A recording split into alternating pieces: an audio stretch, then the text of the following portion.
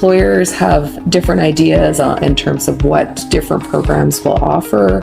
And then also students discover sometimes things that are intended, but also skills that may come as a surprise that they might have developed within those areas of study. From the employer perspective, what do you think that the most desirable skills are? They definitely expected me to have a strong understanding of marine environments, not necessarily because you're going to be in field working directly with marine environments, but it's a company that's passionate about our oceans. Yes. So having an understanding of what your work means to the company it was very important for them. And other skills, definitely critical thinking, organizational skills, and interpersonal skills. When I was a student, I was struggling to do work projects, and I would like to do most of the work myself, and that was not constructive. So when I started working with Archipelago, I definitely had to work hard on my interpersonal skills. On top of those skills, what have you brought besides those skills that you mentioned from that program? I definitely was surprised by how much I used Excel and ArcGIS. Yeah, it's always good to hear that, because sometimes a student is going through those classes, they're like, not that you were doing that, but then after, when they're really applying it in the workplace, they say, oh, I'm so happy that I went through that experience and I have that knowledge and I'm able to work in that way.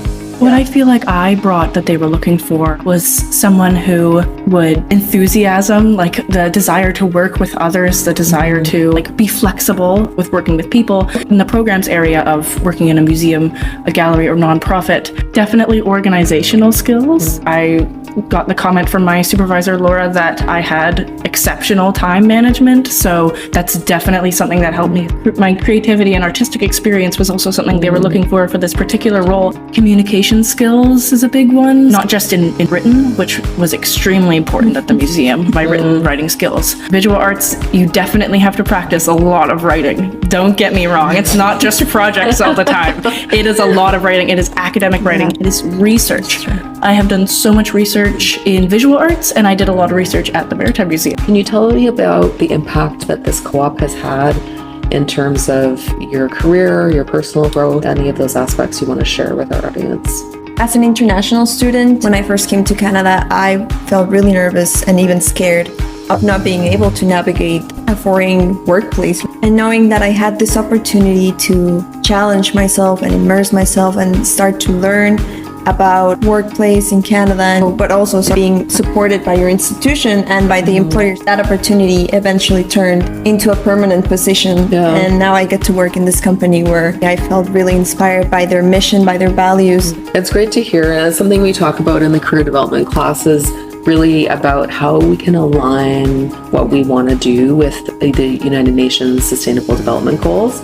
Of being able to kind of identify, like, where are we passionate, where do we want to put our resources, and how can we align with organizations. Doing a co-op has absolutely blew my expectations out of the water for what I thought was possible for myself to be able to accomplish, and for the job opportunities that I didn't know were there. I've gained so much confidence through being able to do a co-op. I feel like for every ounce of effort that I put forward, that the museum and my co-op field instructor and you, Sarah Joy, have given me tenfold back. For every ounce of effort I put out, I've received that back in abundance. I can't even express enough how much doing a co-op has also helped me figure out what I want to do. With our audience, we may have some potential students that are thinking about co-op, that or maybe they're in the process of looking for a co-op right now. And any advice that you'd like to share with students that might help them starting their journey and beginning a co-op for the first time? Some of my main advice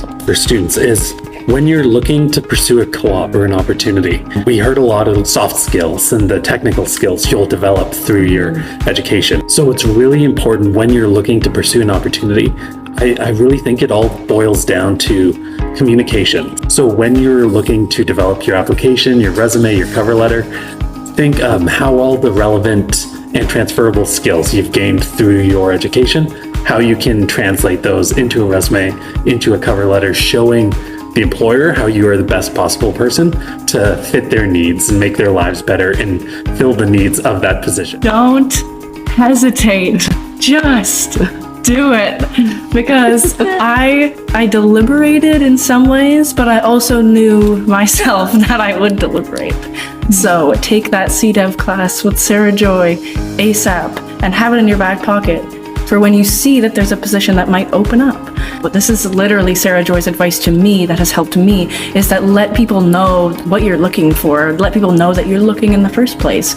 And that's not just like your professors and the career team here at Camosun or another institution, but that's also your friends. That's your colleagues at your job you're working at right now, if you have a job already. You have to keep yourself open. This is not the moment to doubt yourself. You really have to take that risk, making use of the resources. Thank you all for joining us in this episode of Career Talk. And I also want to thank the MakerSpace here at Camosun. Thank you all to our listeners, and hope you tune in for the next episode.